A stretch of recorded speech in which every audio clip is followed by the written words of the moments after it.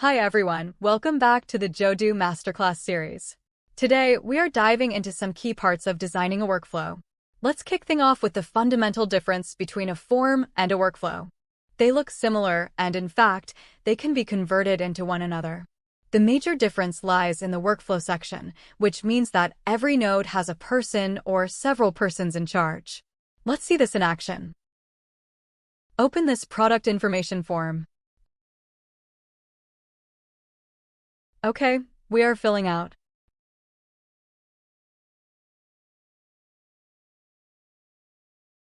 Lastly, paste a picture and click Submit.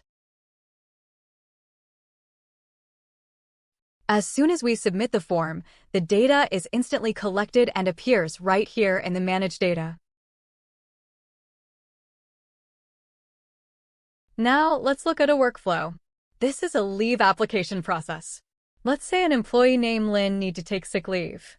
After we submit this leave application, we can see a corresponding record appears in Manage Data. Yet the column manager's opinion is empty,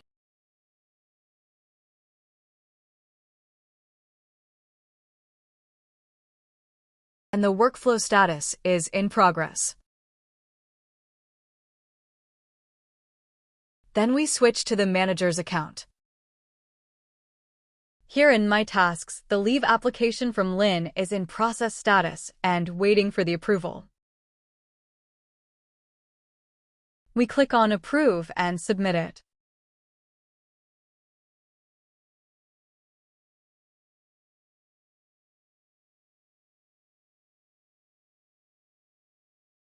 Now in Manage Data, we can see this data record is complete and the workflow status shows completed.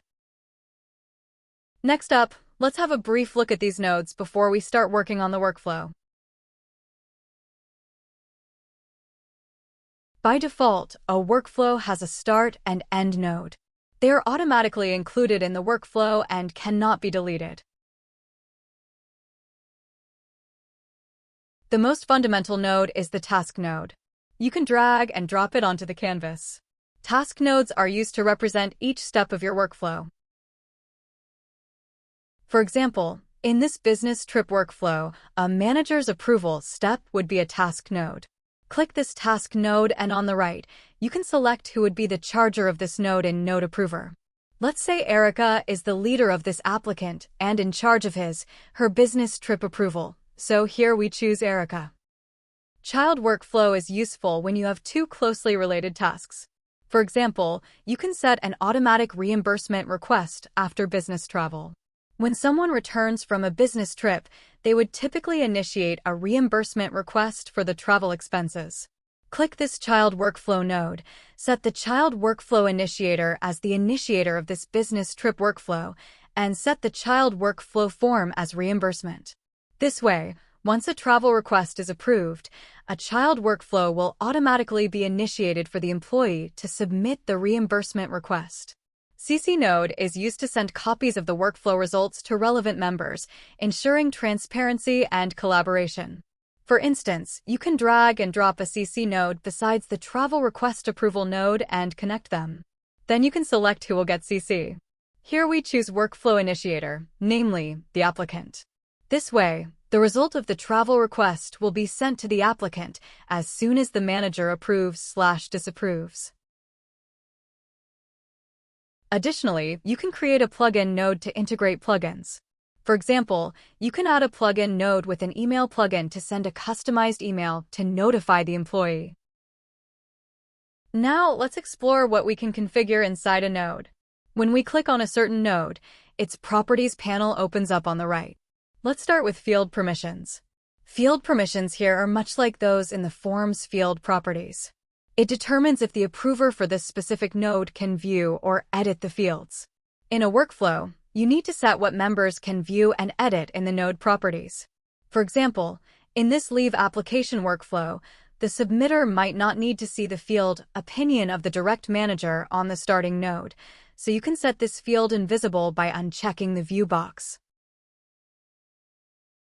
Also, on the Approval node, the direct manager might need to see all the details, so you can set all fields to Visible. But maybe you don't want the manager to edit the employee name or submission date, so you can uncheck all the edit boxes. Now let's look at the column Brief. If we tick the Brief option for the field, we can view the field's value in the notifications in My Tasks.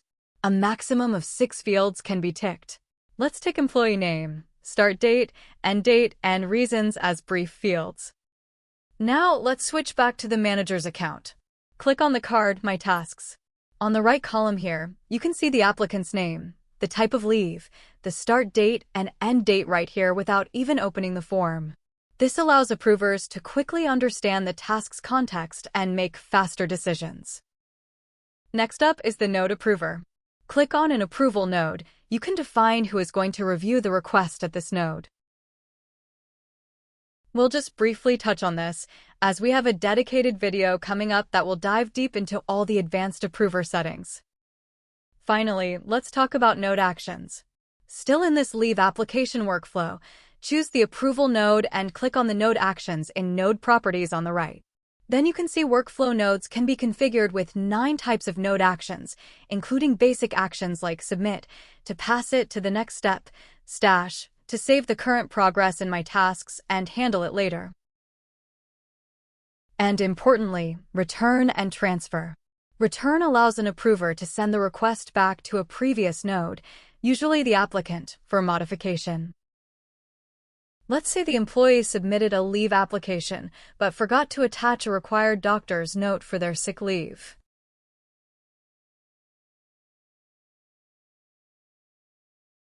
Instead of just rejecting the whole application, the manager can click the Return button. This sends the application back to the employee, the Start node, allowing them to upload the attachment and resubmit. As for the action transfer, it lets the current approver assign the task to another colleague if they are not the right person to handle it. Let's say the leave request was mistakenly sent to the wrong manager. Perhaps the employee's direct supervisor is on vacation, and the acting supervisor, Erica, should be handling it. The direct supervisor can click on the Transfer button to assign this specific task to the correct acting supervisor, Erica. And that's it for today's tutorial. Now you know the basic elements of workflow designing. If you found this video helpful, please give it a thumbs up, subscribe, and hit the bell icon so you never miss a new video clip. Have any questions? Drop them in the comments below. We're always here to help. Thanks for watching and see you in the next video.